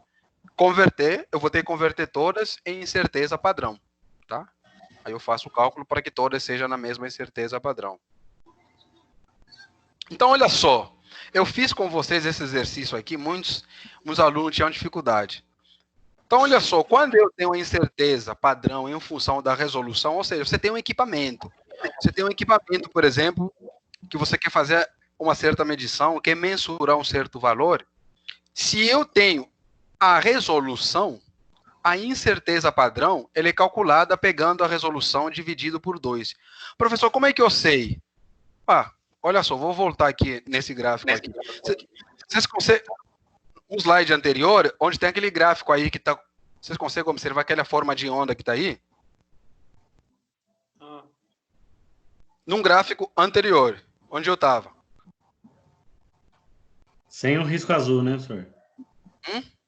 É aquele O que está sem o negócio azul. Isso, que está com o negócio... O gráfico está em vermelho. Todo mundo viu? Então, olha só. Vocês conseguem observar nesse gráfico que eu tenho metade para cá, metade para cá? Uhum. Que está exatamente dividido igual nas duas extremidades? Isso. Então, olha só, o que significa? Se eu já tenho a resolução do equipamento, de um certo material, eu tenho a garantia que a distribuição ela está sendo de forma uniforme, ou seja, eu tenho 50% para cá e 50% para lá. Então, quando isso acontece, a incerteza padrão ela é calculada, basta pegar a resolução e dividir por 2.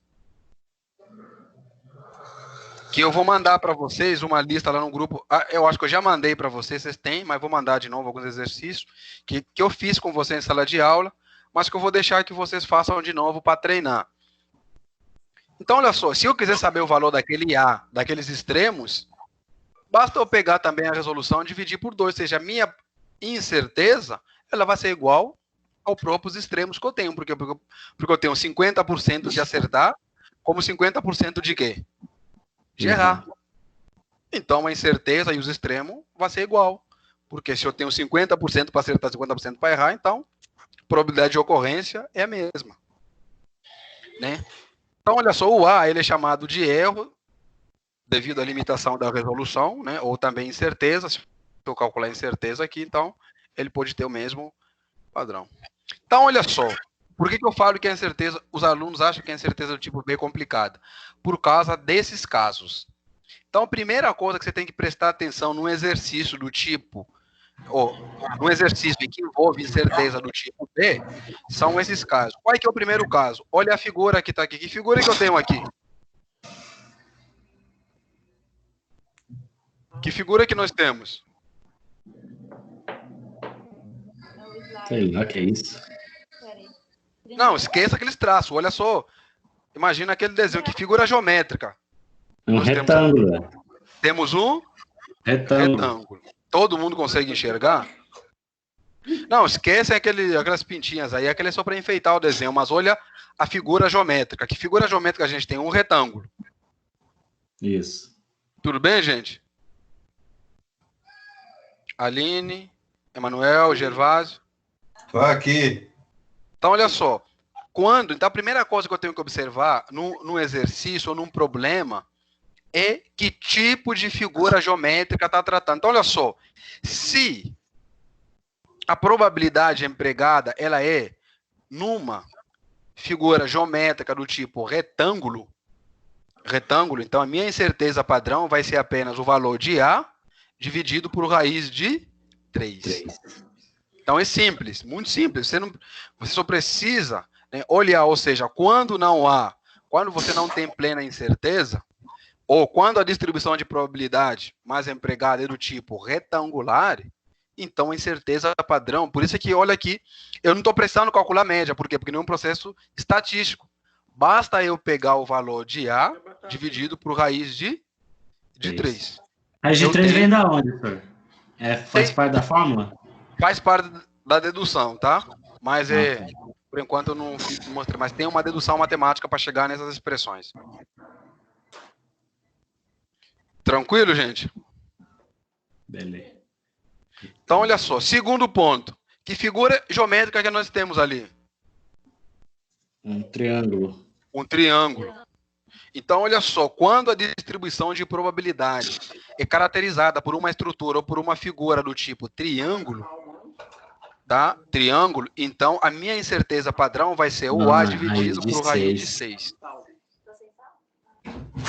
Tudo bem, gente? Então, é preciso observar, por isso que eu falei que os alunos, eles acham que é do tipo B um pouco complicada. Por quê? Porque cada fórmula, ela depende da distribuição de probabilidade. Então, eu fiz questão de colocar as fórmulas e de lado colocar as figuras para vocês poderem entender. O problema, o exercício, falou que a distribuição é triangular, não perde tempo. A incerteza padrão é o valor de A dividido por raiz de 6. Então, simples assim para calcular. E olha só, voltamos naquela figura que eu tinha feito aí. Nós já vimos. Essa figura, na hora que eu comentei, eu falei o quê? Ela está bem no meio, 50% para cá, 50% para onde? Para cá. Então, a incerteza padrão é o valor de A dividido por 2. Por 2. Faz sentido, porque dividir por 2, né? Concorda? Porque você tem 50%, né? Pensando nesse jeito. E onde é que se encontra a maior frequência? no topo, ou seja, o maior valor do gráfico está aqui no topo, concorda? É o ponto máximo ou não tem nada a ver? Isso, ponto máximo, isso mesmo. Ponto máximo. Beleza. O ponto máximo representa para a gente a maior frequência, ou seja, vamos supor, por exemplo, que nesse gráfico representa a quantidade de alunos que reprovaram. Então, vamos supor que ali em cima, ou seja, se ali em cima, vamos supor, se reprovaram, por exemplo, na turma 10 alunos, vamos supor que lá em cima, por exemplo, vai ter a maior quantidade, ou seja, 8. Então, indica o valor máximo. Ou seja, a quantidade de alunos que aprovaram, né? Ou seja, por exemplo, a gente poderia estar olhando, por exemplo, o crescimento, por exemplo, do Covid-19. Então, independente, tá? É apenas uma ilustração para que vocês possam entender. Tranquilo? Beleza. Então, olha só. Basta pegar o A e dividir por 2. Olha só. Tem esse tipo U agora. Essa aqui não é triângulo, não é. Essa aqui eu quero que vocês gravem do jeito que eu vou falar para vocês aqui de uma forma mais simples. Ou seja, essa aqui, quando é uma função senoidal, ou seja, quando o gráfico ela aparece no formato U. Quando for aquele formato do tipo U ou funções senoidais, então a incerteza padrão é o A dividido por raiz de 2. Então, na prática, a gente usa bastante isso aqui, porque o que acontece? Na prática, sinais elétricos, a gente trabalha com bastante sinais elétricos por causa de ruídos eletromagnéticos, né, provocado pela rede elétrica, por exemplo. A gente trabalha muito, nesse caso, com sinais de forma senoidais. Por exemplo, eu estou falando com vocês, mas a minha forma de onda, se eu descrever ela, você vai ver que é um sinal que tem um comportamento de uma onda senoidal. Então, a gente utiliza bastante esse tipo de incerteza, né, que é o valor de A dividido por raiz de 2. Tá? Então, é muito comum na prática, porque sinais elétricos a gente está com ele todo dia. Por exemplo, eu estou falando com vocês aqui. Eu estou emitindo uma onda sonora.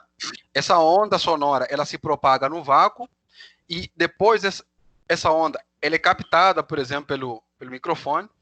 Ele é transformado em um sinal elétrico. Ele é transmitido para vocês esse sinal elétrico. Ele é convertido e depois é transformado em onda eletromagnética. E vocês conseguem me ouvir. Que louco, hein? Então, olha só. Tudo isso em microsegundo, né, senhor? Isso aí é centésimo, milésimo lá de segundo. É muito rápido, que vocês não conseguem perceber.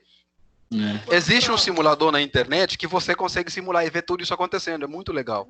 Só não lembro agora o nome. E quando trava? Oi? Quando trava o quê? A voz, a tela, o quê? Tipo ontem? É, a onda. Quando travar, a onda tá falando, trava. Então, ali, o que acontece?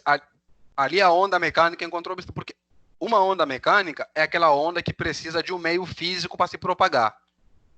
Então, o que acontece? Quando a onda mecânica não consegue se propagar, aí ela encontrou, por exemplo, um obstáculo. Aí acontece o processo chamado de interferência intersimbólica.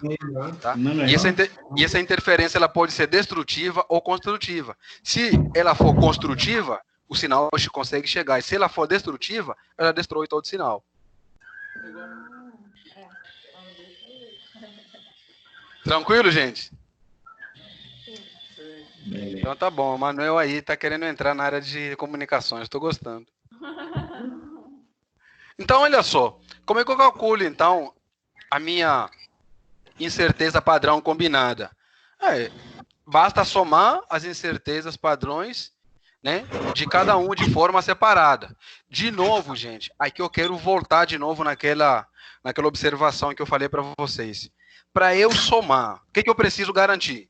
Que todas as incertezas padrões têm que estar na mesma probabilidade. Do mesmo tipo, né? Isso, você tem que estar no mesmo time. Professor, aí no caso, então, não dá para somar o retângulo com o triângulo, com o U, não, né? Não. O que eu tenho que fazer para eu... Se eu quiser somar, tenho que transformar aquela... Por exemplo, vou voltar aqui, por exemplo, um slide antes. Vou pegar essa última aqui, que está A raiz de 2. Calculei essa incerteza, não calculei? Uhum. Então, o que eu vou fazer? Vou voltar lá no exercício que vocês fizeram. Vou usar agora a fórmula da incerteza padrão do tipo A. Eu vou pegar esse valor que eu vou ter aqui e vou dividir por raiz de N. Então, eu transformei essa incerteza para uma incerteza do tipo A, onde a incerteza do tipo A ele é garantida a 68% de probabilidade. Agora, posso somar. Entendeu? Agora, se fosse para somar agora, já poderia somar. Por quê? Porque eu já tenho ela agora na mesma unidade, né? Ou no mesmo nível de confiabilidade. Então, tem que estar na mesma probabilidade. Eu não posso somar eles. Por quê? Porque não são termos semelhantes. Igual o exemplo que eu dei. Somar uma panela e um garfo. Não vai dar nada. Vai continuar tendo uma panela e um garfo pro resto da vida. Né? Para eu somar essas coisas, o que eu tenho que fazer? Eu tenho que derreter a panela e derreter o garfo, se for de alumínio, e fazer uma única panela só. Ou fazer um único... Sei lá, em vez de fazer panela, vou fazer, por exemplo, um anel. Aí, né, um anel, por exemplo, será de metal ou de prata. Aí eu tenho que derreter os dois. Porque ali os dois vão estar na mesma configuração, na mesma temperatura, na mesma estrutura, e vão estar todos no mesmo estado físico. Ali dá para trabalhar, para somar eles. Porque se eu derreter os dois, vão ficar um único líquido só. Ué. Então, fica muito mais fácil, mais tranquilo.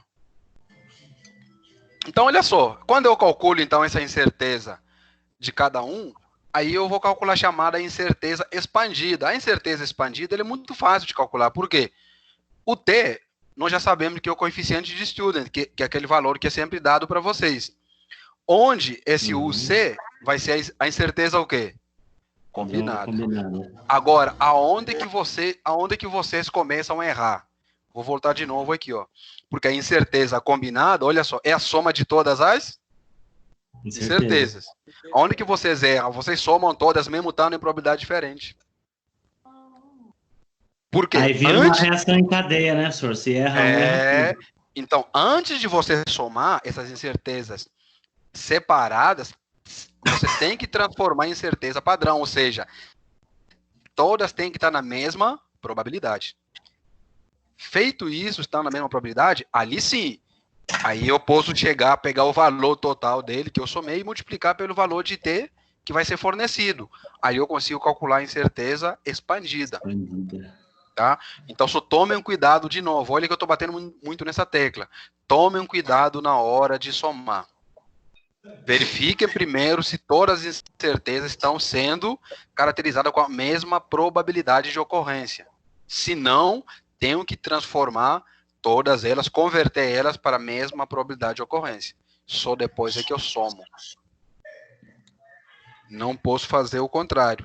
Porque eu sei que para os alunos a sede de sair calculando, de fazendo a conta é muito acelerada. Então, nessa hora ali você fala assim, o professor falou para mim o seguinte, não inventa nada. Fica tranquilo, abre o seu coração que as coisas vão fluir. Só abrir o coração. Então, olha só, por que é importante, de novo?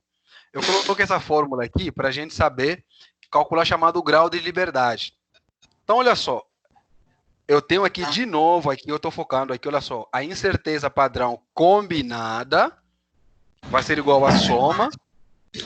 De novo, para somar, tem que estar o quê? Na mesma probabilidade. Eu sei que tem gente que vai sair somando tudo que tem para somar.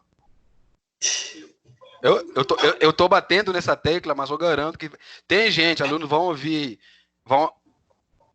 esse áudio, vão reassistir essa videoaula, mesmo assim ainda vão fazer tudo errado. Tá? Então, o V, nós já sabemos quem é o V, né? O V está aprendendo a calcular. O V é N menos 1. Que nós já vimos lá.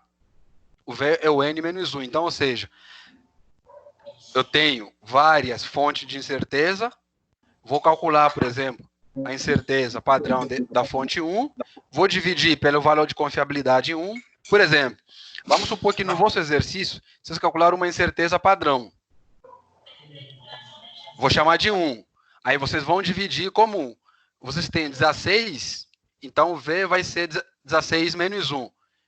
Aí que vai ficar quanto? 15. Aí eu vou fazer mais uma outra aqui. Vou pegar, por exemplo, aquela minha o exemplo que eu fiz o meu era 3. Então, 3 menos 1 aqui vai dar 2. E assim, sucessivamente, vai indo e vou somando. Só que tome cuidado que aqui depois você tem que elevar o valor à quarta e dividir por cada um deles. De novo, não some valores com probabilidade diferente. Senão você vai sair da prova falando assim, eu fiz tudo certinho, deu certo. Se for numa empresa, quando forem ver o resultado, aí vão mandar você embora. Tá? Porque você faz um cálculo desse aqui, por exemplo, você faz uma vacina. Uma vacina, por exemplo, para eliminar o Covid-19, ou para minimizar, por exemplo, a situação. Aí você faz a vacina errada, e coloca medições tudo errado, aí você vai mandar para aqui para o Brasil. A gente já estava quase saindo da quarentena, a gente vai voltar na quarentena pior, porque a vacina que o Emanuel trabalhou lá na União Química, ele, em vez de fazer a reação correta, foi fazer a reação tudo, como se diz, meia boca, e as consequências... Aí a consequência vem, né? Porque, por exemplo, quando começou o Covid, segundo as histórias, lá na China, o Covid hoje já sofreu mutações. Então, é muito importante, por isso que eu estou batendo bastante nessa tecla ali, para que vocês possam, então, perceber e estarem sempre dentro, né, dessas informações. Onde o VE é chamado grau de liberdade efetivo, e o V também o grau de liberdade de cada uma das operações. Tudo bem, gente? Alguma dúvida? Vai cair na prova? Vai, pior é que vai, viu? Eu sei que tem gente que vai somar. Professor, esse último eu não entendi direito, não. Qual o último que eu apresentei aqui? Esse que tem o C a quarta aqui, esse monte aqui. Aqui é apenas uma razão, por exemplo. Se eu quiser calcular, por exemplo, a razão entre a incerteza combinada, tá, pelo grau de liberdade efetivo, basta dividir. Vamos supor, por exemplo, no exercício de vocês, se eu pedisse qual que é a razão, por exemplo, entre a incerteza combinada, qual que é a razão entre a incerteza combinada pelo grau de liberdade efetivo? Como no vosso caso, considerando uma única fonte, vocês vão pegar, por exemplo, a incerteza que vocês calcularam, padrão, elevar a quarta, dividido pela confiabilidade, no vosso caso vai ser 15, que é 16 menos 1 vai ser quanto? 15. Então, você vai ter a razão. Vamos supor que essa divisão aqui de UC a quarta por VF, vamos supor que essa divisão me dê 5, certo? Uhum.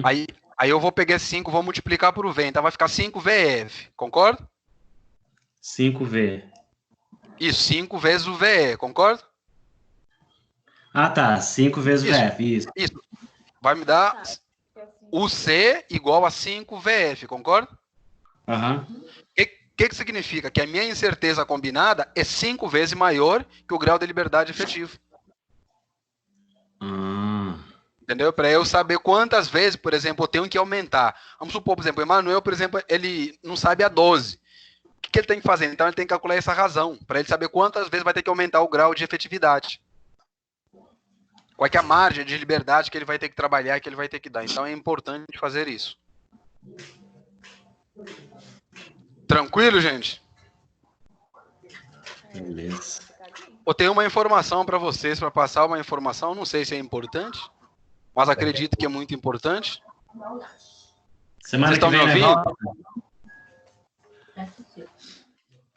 Manuel, Aline, Gervásio, tá me ouvindo? Sim. Tá tudo ok. Perfeitamente. Tá, então olha só. Na próxima aula nossa, próximo encontro nosso, nós vamos estar fazendo exercícios sobre esses conceitos aí. Calcular o tipo A, o tipo B, que a gente já fez ali, mas vamos trabalhar eles, tá? Usar aquelas fórmulas também ali, quando usar a resolução sobre 2, então a gente vai trabalhar bastante sobre esses exercícios. Como ontem, né, a nossa aula não ocorreu do jeito que a gente esperava, né, por causa de alguns problemas técnicos, então vocês têm até segunda-feira para me entregar o exercício avaliativo. Para quem ainda não fez, para quem já fez, não tem problema não. Nossa, que bom, professor. Nossa, tô morrendo de sono. Não, para quem já fez, não precisa. Agora, Quem quiser refazer, mudar, vocês têm até segunda-feira. A partir de segunda-feira, ele vai ser avaliado já. Tá. Então, O senhor vocês tem têm... que ser escaneado? Não, vocês podem mandar foto, tirado, sei lá. Mas tem que mandar no então e-mail. beleza. Faz um PDF das fotos e manda lá no e-mail. Contém o nome, o curso, tudo, matrícula, tudo bonitinho. Faz a Matrícula observação não no sei o nosso, número, manda não. pra gente. Oi?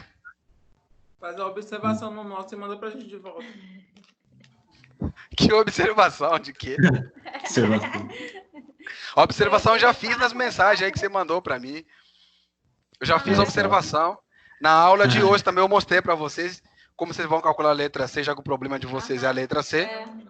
Então eu já mostrei pra vocês o que vocês vão fazer. Igualzinho um exercício que tá aí no slide, só que vocês têm mais, né, indicações, tem mais medições, que são 16. No caso, a gente fez apenas só de 3. Então, Pode ser segunda, então, senhor? pode ser até segunda-feira, pode ser. Ah, que bom. Tô morrendo de sono. Gente, alguma dúvida? Dúvida, gente? Então, quem tiver dúvida, vocês... Oi? Essa última aí você vai dar exercício segunda-feira, né? Não, quinta-feira que vem, vamos fazer exercício disso aí. É quinta. Mas Isso. a sua próxima aula é que dia? Terça-feira com vocês de física. Tá, e quinta de... Metrologia. Eu acho que essa quarta-feira agora será o professor Henrique, talvez na próxima serei eu. Mas Não, o Henrique já foi nessa quarta. Tá. Ah, sim. Cálculo numérico. Quarta é você. Ah, então acredito. Se for eu, então quarta-feira estaremos de novo. Pronto, terça, quarta e quinta. É, isso aí, Mas eu vida tô boa. No mesmo lugar. Eu tô perdido. Isso. no cálculo. Eu aqui no meu Fale, velho Manuel. querido. Que?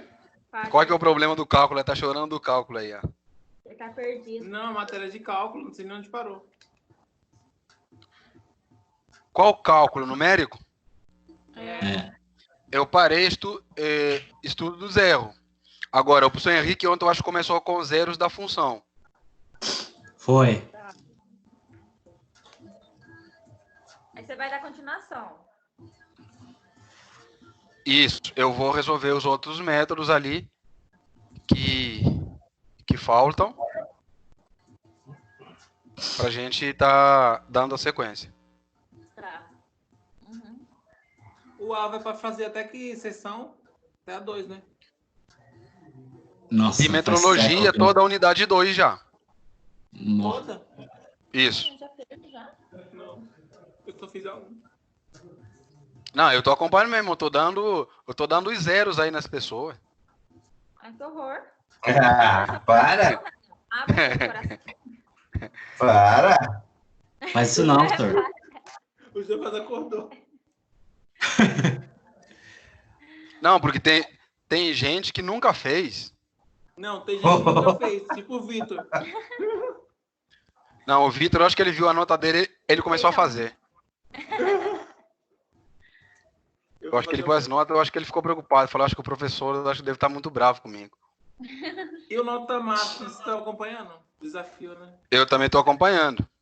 Mas olha aqui. Eu já fiz, você nunca entrou no seu. Eu já entrei. Senhor, o meu deu pau. Eu tava fazendo no meio do Daniel. coisa e deu pau no Sim. sistema. Eu fiz aquele lá, desafio. Desafio. Como que é? Mas é toda semana. Então, Nota máxima. é toda, só que a gente escolhe. Tem que fazer todas as matérias toda semana? Daqui 50 Isso. minutos, pô, mas eu vou descansar, tá? Não, pode fazer. Fazer. Ah, não Acabou? é um só não? É um monte? Oi? O desafio nota máxima é um monte? Não é um só não? Não, é pra... Não, são várias atividades. Gente, olha só, eu não vou desligar a live, não. Vou parar aqui a gravação, mas vocês podem continuar falando. Eu tô aqui. Tá. Essa aula vai pro AVA. Não entendi, Aline. Essa aula vai pro AVA?